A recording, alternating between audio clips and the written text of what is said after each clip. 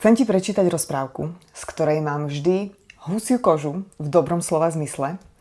A nie je to taká typická rozprávka pre malé deti, je to skôr taký filozofický, duchovný text pre dospelých.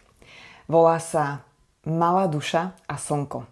Autorom je Neale Donald Walsch, možno ho poznáš ako autora kníh Rozhovory s Bohom. Toto je slovenský preklad anglickej originálnej verzie cez ChatGPT a verím, že sa ti bude páčiť. Tak poďme na to.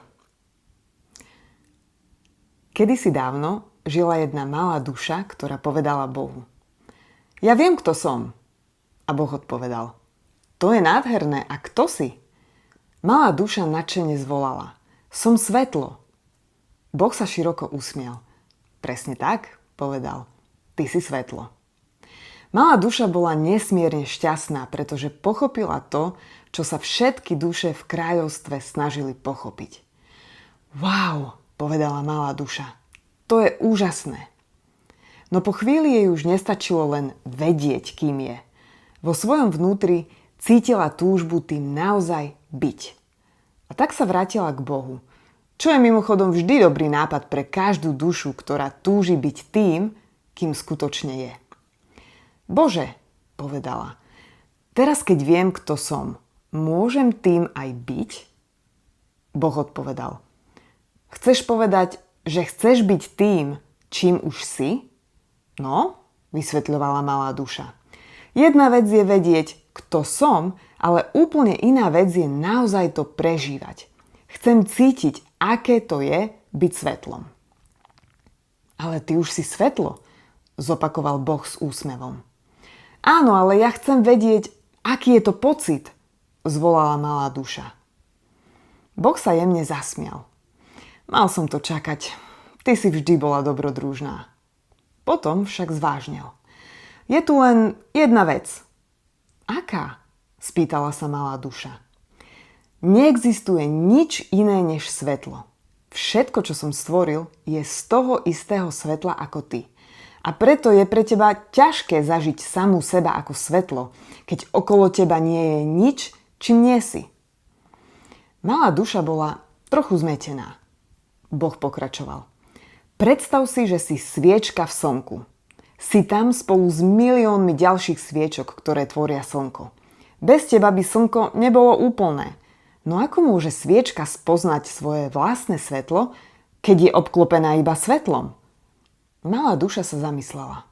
A Boh sa znovu usmial. Mám riešenie. Obklopím ťa tmou. Čo je tma? Spýtala sa malá duša. To, čím nie si ty, odpovedal Boh. Budem sa báť? Len ak sa rozhodneš báť. V skutočnosti sa niet čoho báť. Všetko je len hra predstav. Malá duša sa trochu upokojila. A Boh pokračoval. Aby si mohla zažiť čokoľvek, musí existovať aj jeho opak. Bez chladu by si nepoznala teplo. Bez tmy svetlo. Bez smútku radosť. Potom Boh povedal.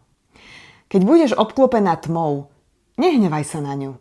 Namiesto toho buď svetlom v tej tme. Vtedy spoznáš, kým naozaj si. A môžem ostatným ukázať, aká som výnimočná? Spýtala sa malá duša. Samozrejme, zasmial sa Boh, ale pamätaj, výnimočný neznamená lepší. Každý je výnimočný svojim vlastným spôsobom. Malá duša začala od radosti tancovať. Akou výnimočnosťou môžem byť? Boh odpovedal. Môžeš byť láskavosťou, trpezlivosťou, jemnosťou, tvorivosťou. Malá duša sa na chvíľu zamyslela. Aha, môžem byť pomocou, priateľstvom, zdieľaním, ohľaduplnosťou. Áno, prikývol Boh. Môžeš byť čímkoľvek z toho. Zrazu malá duša nadšene zvolala.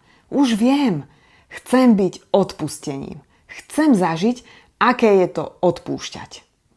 To je veľmi výnimočné, povedal Boh. Ale je tu jedna vec, ktorú by si mala vedieť. Aká? Povzdychla si malá duša. Nie je komu odpustiť. Čože? Nechápala malá duša. Všetko, čo som stvoril, je dokonalé. Neexistuje ani jedna duša menej dokonalá než ty. V tom si malá duša všimla obrovský zástup duší, ktoré sa zhromaždili okolo. Prišli z celého kráľovstva počúvať tento rozhovor. A naozaj, každá jedna z nich žiarila nádherným svetlom. Tak komu budem odpúšťať? Spýtala sa smutne malá duša. V tom vstúpila dopredu jedna priateľská duša. Neboj sa, povedala. Ja ti pomôžem. Naozaj? Ako? Prídem do tvojho ďalšieho života a urobím niečo, čo mi budeš môcť odpustiť. Malá duša zostala v úžase. Prečo by si to robila, ty, taká dokonalá bytosť? Priateľská duša sa usmiala. Pretože ťa milujem. Potom pokračovala. Už sme to pre seba urobili mnohokrát. Hrali sme všetky role, dobré aj zlé, silné aj slabé, obeť aj vinník a za každým sme si navzájom dali príležitosť spomenúť si, kým naozaj sme. Takže tento raz budeš tá zlá? Spýtala sa malá duša trochu nervózne. Áno, povedala priateľská duša. Urobím niečo veľmi bolestivé a ty budeš môcť zažiť odpustenie. Potom však zvážnela. Ale prosím ťa o jednu vec.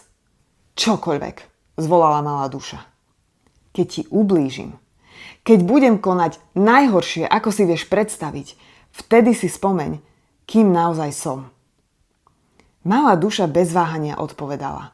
Sľubujem, budem si ťa pamätať takú, aká si teraz. Priateľská duša ticho dodala. Pretože ja možno zabudnem. Budem sa tak veľmi hrať na niekoho iného, že zabudnem, kto som. A ak zabudnem ja, môžeš zabudnúť aj ty. Nie, povedala malá duša. Ja si spomeniem a poďakujem ti za dar, ktorý mi dáš. Za možnosť zažiť samú seba ako odpustenie. A tak bola dohoda uzavretá.